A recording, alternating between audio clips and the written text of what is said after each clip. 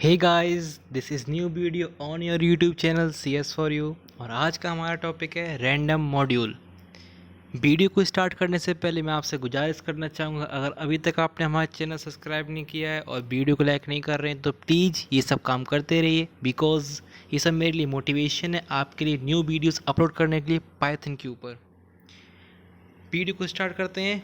अपना टॉपिक है random module. Random module basically class 12th का एक इम्पॉर्टेंट टॉपिक है और इससे आपके बोर्ड में मार्किंग स्कीम में सब में क्वेश्चन दिए जाते हैं। और चलिए स्टार्ट करते हैं इसको। रैंडम मॉड्यूल पहले समझते हैं रैंडम मीन्स क्या होता है। टॉपिक का नाम समझना बहुत ज़रूरी है। रैंडम मीन्स होता है रैंडमली। अटेंडम मीन्स कोई एट अ पर्टिकुलर टाइम पे आपने कोई चीज़ डाली और आपको उसका तुरंत आउटपुट मिल जाए, उसे कहते हैं रैंडम। और मॉड्यूल मीन्स होता है, in simple words we can say that it is a collection of function called module. We just want to import to use it function. मतलब मॉड्यूल जो है कलेक्शन ऑफ फंक्शन है, काफ़ी सारे function हैं, उनको कलेक्ट करके हम लोग एक सिंपल वर्ड देते हैं, उसे हम लोग कहते हैं मॉड्यूल। ठीक है, जैसे SQRT, सील, फ्लोर, ये सब जो फंक्शंस हैं इनको कलेक्ट करके हम लोग एक मैथ बोलते हैं, मैथ मॉड्यूल। मैथ मॉड्यूल आपने पढ़ा होगा, मैथ मॉड्यूल के अंदर काफ़ी सारे फंक्शन आते हैं, इसीलिए हम लोग उसे मैथ मॉड्यूल बोल देते हैं। वैसे ही यहाँ पर है रैंडम मॉड्यूल है। रैंडम मॉड्यूल के अंदर काफ़ी सारे फंक्शन आते हैं, जैसे randint, randrange, random. ये 3 फंक्शन मेनली क्लास 12th के सिलेबस में आपके हैं और जो इम्पॉर्टेंट है आपके बोर्ड में पूछे जा सकते हैं, यही 3 है। तो इन तीनों, ये जो 3 है, इनकी कलेक्शन को हम लोग रैंडम मॉड्यूल बोल देते हैं। ठीक है, और इनके फंक्शन को यूज करने के लिए हमें रैंडम मॉड्यूल इंपोर्ट करना होगा। In simple words we can say that collection of function called module, we just want to import it to use its function. ठीक है, चलिए स्टार्ट करते हैं आगे। देखते हैं फंक्शन कौन कौन से दिए हुए हैं रैंडम के अंदर। रैंडम फंक्शन है, एक रैंड इंट फंक्शन है, एक रैंड रेंज फंक्शन है। ये 3 फंक्शन है आपके। चलिए एक एक करके देखते हैं इनको। देखते हैं रैंडम फंक्शन है पहले।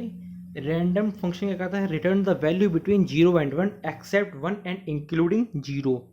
मीन्स 0 से 1 के बीच में वैल्यू ये जनरेट करेगा।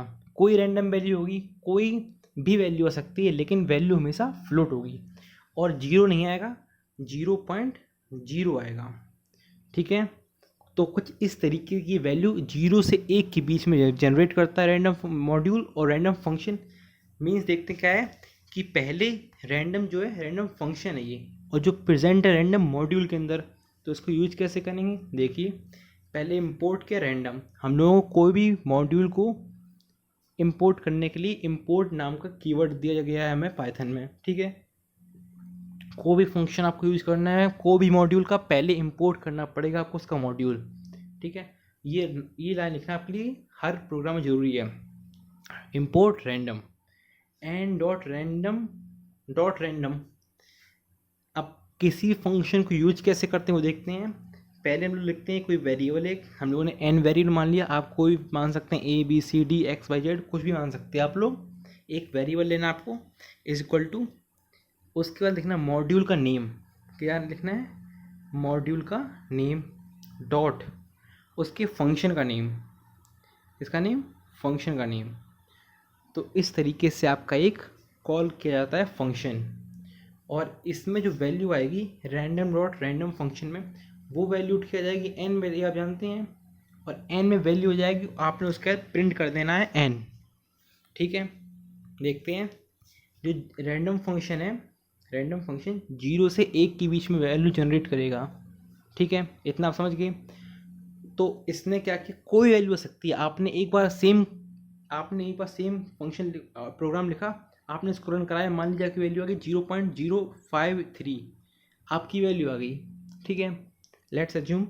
और आपने दोबारा सेम इतना लिखा, अगली बार ये भी आ सकती है और ज़्यादा चांस है दूसरी वैल्यू आएगी आपकी। ये भी आ सकती है, ऐसा नहीं कि एक बार आगे दोबारा नहीं आएगी, ये भी आ सकती है, दूसरी भी आ सकती है, कुछ भी वैल्यू आ सकती है। आपकी घबराइएगा नहीं कि वैल्यू चेंज क्यों हो रही है।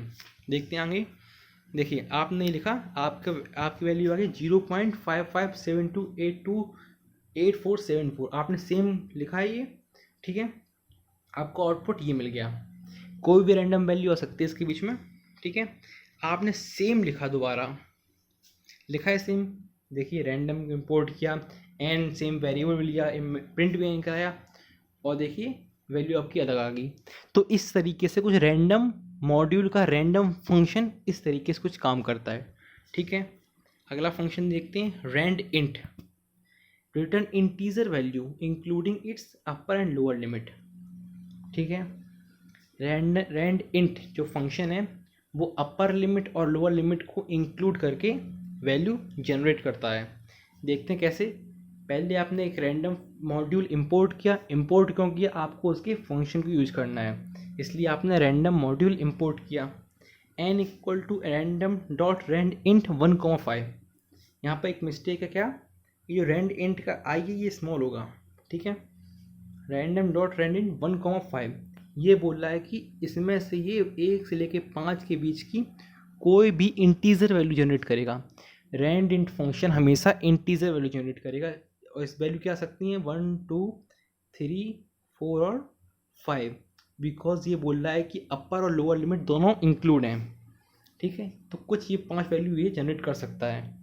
आपने प्रिंट एन किया, ये कोई भी वैल्यू इनमें से प्रिंट कर देगा 1 से लेके 5 के बीच में। ठीक है, चलिए एक प्रोग्राम देखते हैं, इसका आपको अच्छे समझ में आएगा। इसने देखिए यहाँ पे 3 प्रिंट कर दिया आपके लिए। ठीक है, ये 1 भी कर सकता है, आप सेम कोड दोबारा लिखेंगे तो 1 भी कर सकता है, 2 भी कर देगा, 3 भी कर सकता है, 4 भी कर सकता है और 5 भी कर सकता है, बट एट अ टाइम ये केवल एक वैल्यू जनरेट करेगा। ठीक है, एक प्रोग्राम देखते हैं इसका, आपको अच्छे समझ में आएगा। ये write a program to generate a random number between 0 to 5 and check whether a user want a lottery और नॉट। ये एक इम्पॉर्टेंट प्रोग्राम है आपका। ठीक है, देखते हैं प्रोग्राम क्या बोल रहा है। प्रोग्राम बोल रहा है आपको 2 से लेके 5 के बीच में एक नंबर जनरेट कराना है।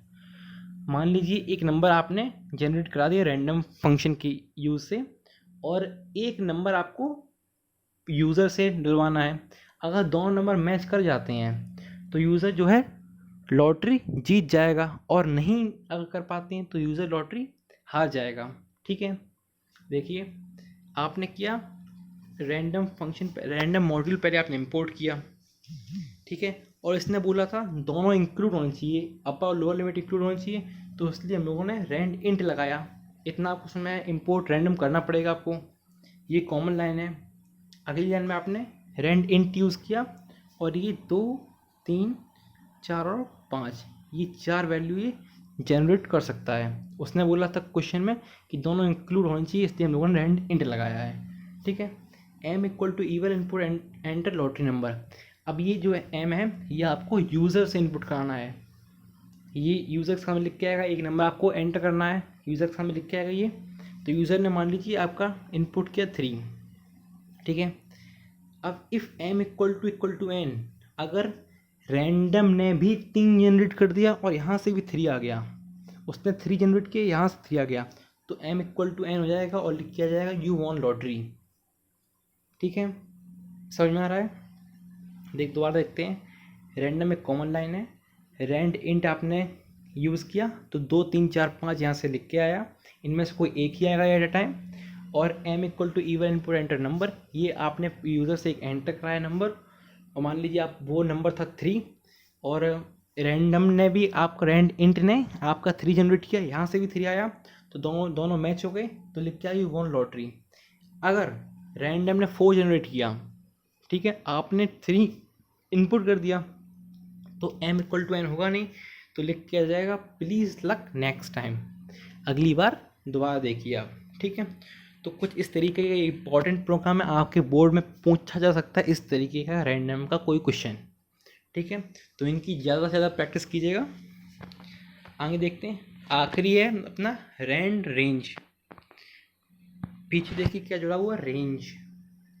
जैसा कि रेंज आपने फंक्शन पढ़ा हुआ क्लास 11th में, ये अपना लास्ट वाली वैल्यू इंक्लूड नहीं करता है, मींस अपर लिमिट को इंक्लूड नहीं करता रेंज फंक्शन। तो कुछ सेम है उसी तरीके से रेंज, ये रेंज भी रिटर्न इंटीजर नहीं, return any value including its upper limit, sorry excluding it's upper limit. ठीक है, तो जो रेंज फंक्शन है, ये इंपोर्ट आपने रेंज किया, ये इंटीजर और फ्लोट दोनों वैल्यू जनरेट कर सकता है एट अ टाइम। ठीक है।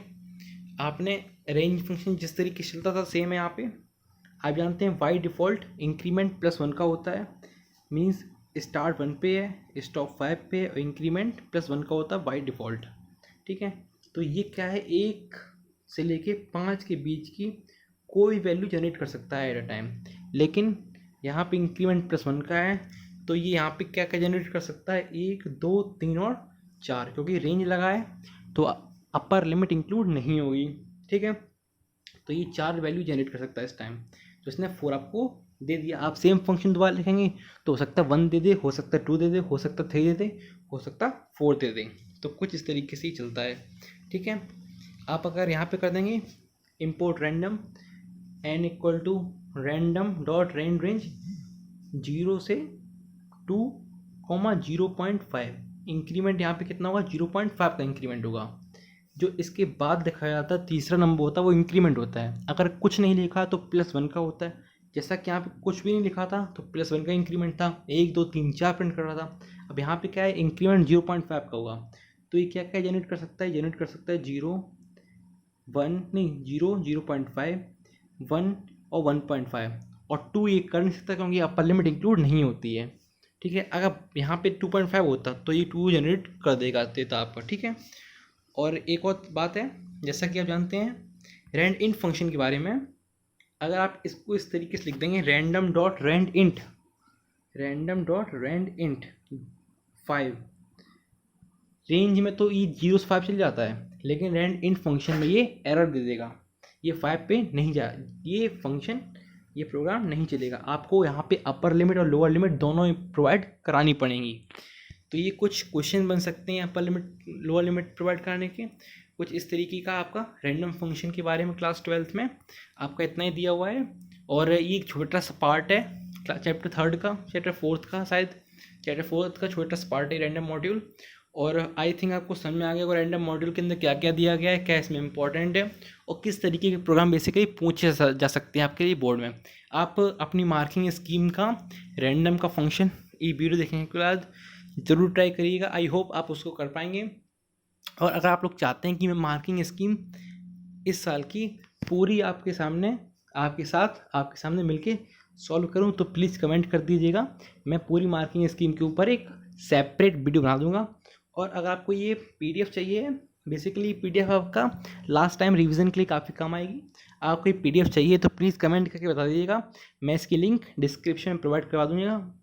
और अगर आपने अभी तक हमारा चैनल सब्सक्राइब नहीं किया है तो प्लीज़ चैनल सब्सक्राइब कर दीजिए, क्योंकि लॉकडाउन के चलते मैं बेसिकली लगभग डेली एक वीडियो अपलोड कर रहा हूँ पाइथन के ऊपर। और आपका कोर्स पीछे ना जाए, आप कहीं किसी भी बच्चे से पीछे ना हो, तो प्लीज़ इस चैनल को सब्सक्राइब कर लीजिए, आपको डेली नोटिफिकेशन मिलती है। Thank you.